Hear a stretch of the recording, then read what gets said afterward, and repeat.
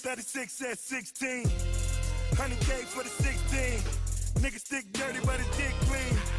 My money going on the... You're not on the list.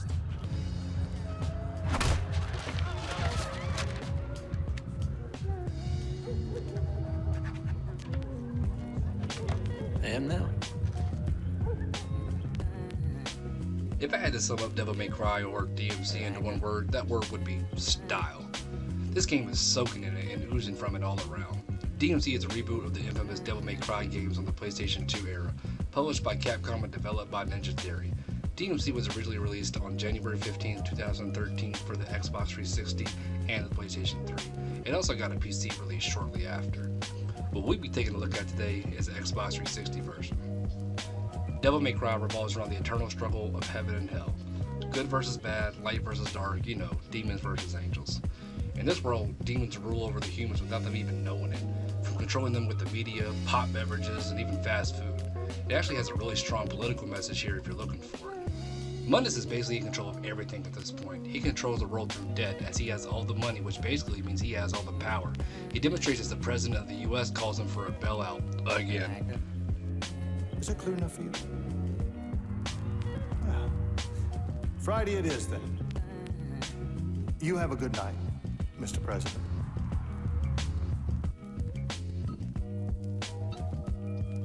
Thanks, Obama. He's a very powerful demon if you haven't figured that out already. There's a small rebellion group called the Order, who are looking for the help of a Nephilim to take down the demon hole. At the same time, the demons are looking for the same Nephilim, but they want him dead. As the prophecy suggests, a Nephilim would be the only thing able to defeat Mundus at this point. Up steps Dante, the main protagonist, who is the Nephilim the Order and the demons are looking for. He is the son of a demon father and the angel mother, and that's what makes him the Nephilim. He has the powers of both factions. Cat, who works with the Order, warns Dante of the hit out on his head. Disposing the demon that should have killed him, he hears out what the Order has to say, as the Cat did kind of help him. He does team up with the Order out to find out Mundus is responsible for the death of his mother, and the leader of the Order is actually his twin brother Virgil. Dante goes from What makes you think I give a shit? to actually giving a shit, as well as many other transformations that make him a much more stronger and more caring Nephilim. The pacing of the story is perfect. It gives me time to figure out just who Dante is and to be a part of all the change and see why those changes are actually happening. The story is so relatable on how the government and corporations hide their alternative motives and put out a false perception of what is really behind the choices and ingredients. They clearly take a stab here at Fox News and Bill O'Reilly. Also in the soda factory, it has the same setup as that episode for Futurama, basically that the special ingredient is not what everybody thinks it is. We add the secret ingredient that makes Slurm so deliciously addictive. So, what's the secret ingredient? It's whatever your imagination wants it to be. Oh, well, what is it really? That's not for you to know. All in all, I think the story is pretty clever and at some points well acted, and the dialogue does tend to get a little cringy at some points. I just seem to drag on forever. Church.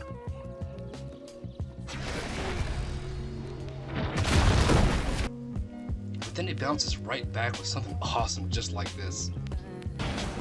Things will be pretty crazy here. You'll have to go up 5 stories of hell. I hope you make it. It's gonna be tough.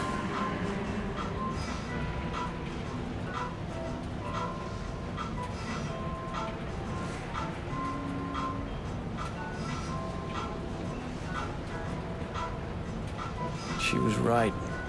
This is hell. The story leaves you wanting more and is completely engaging, and well, to me, that's exactly how a story should make you feel. You want more. With a satisfying ending that is most definitely set up for more to come, I think it's a well-rounded tale of a boy becoming a man and fulfilling his destiny. It's definitely not an Oscar-worthy performance, but hey, it held my attention and I enjoyed it. There aren't many games out there like DMC, I guarantee it. Crazy visuals, bright colors, fast-paced actions, the levels in this game are completely insane, and I wouldn't have it any other way.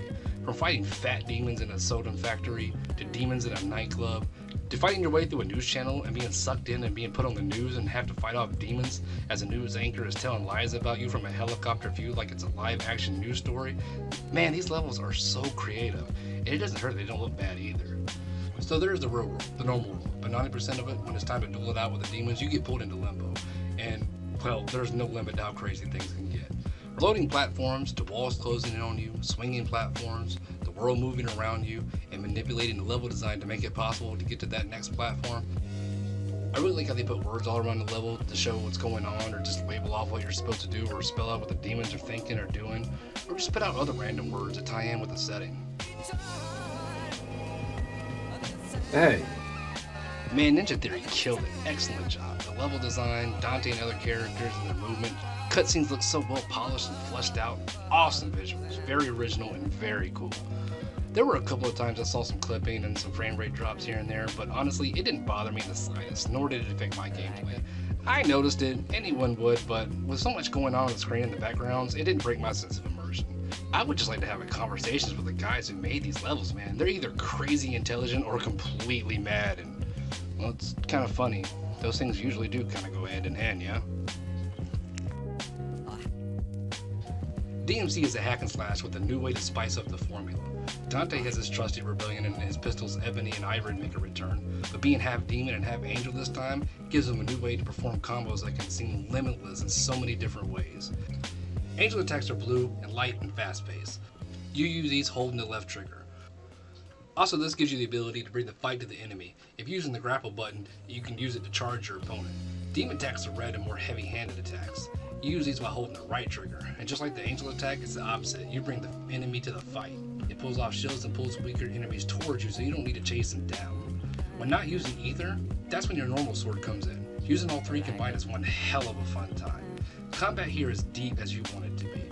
You can get away here with just hit enemies with the button mashing it over and over, but why would you want to? You can get very tactical with your combat, from hitting with heavy combos, pop off a few rounds, throw them up for a little bit, and then finish them off with a quick light attacks. As you progress through the game, you acquire more and more combos that allow you to do more interesting combinations. You can purchase these along with items that you can use throughout the game, and just as soon as you're getting tired of using a weapon, the game throws another one your way, for multiple demon attacks, angel attacks, and different kinds of guns. Enemies are unique, and each one has their own little formula you have to use to beat them. Some are red that only take damage from demon attacks. Blue enemies, same thing, but with angel attacks.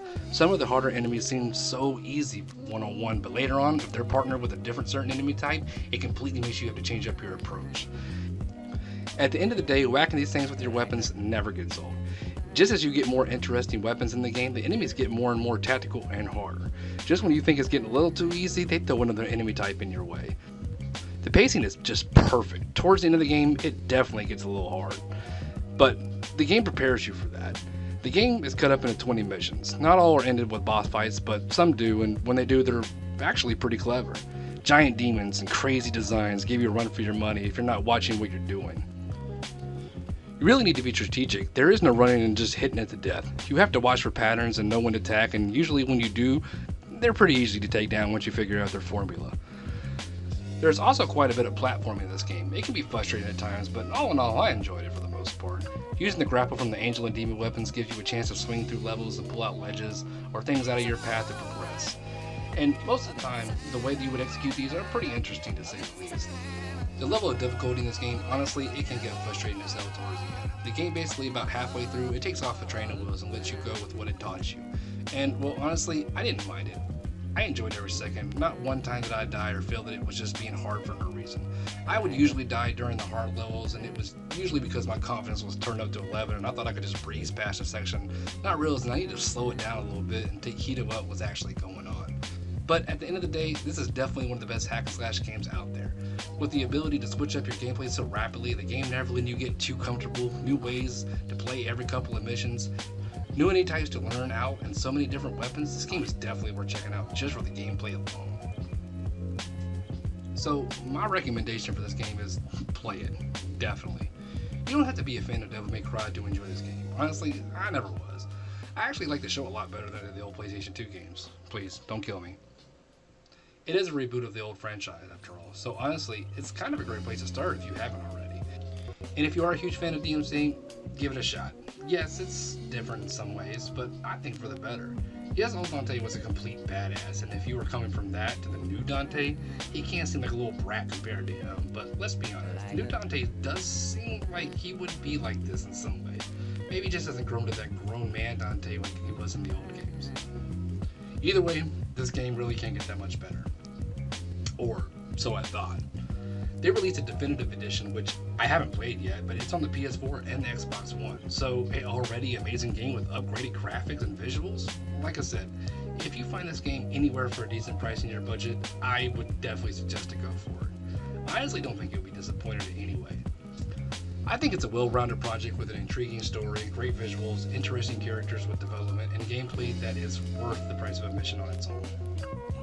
So yo, kamikaze Soundwaves, man. Hope you enjoyed the review. Thanks for watching. But you don't have to take my word for it. But if I were you, and you haven't played this game, I definitely would. So, until next time. Later.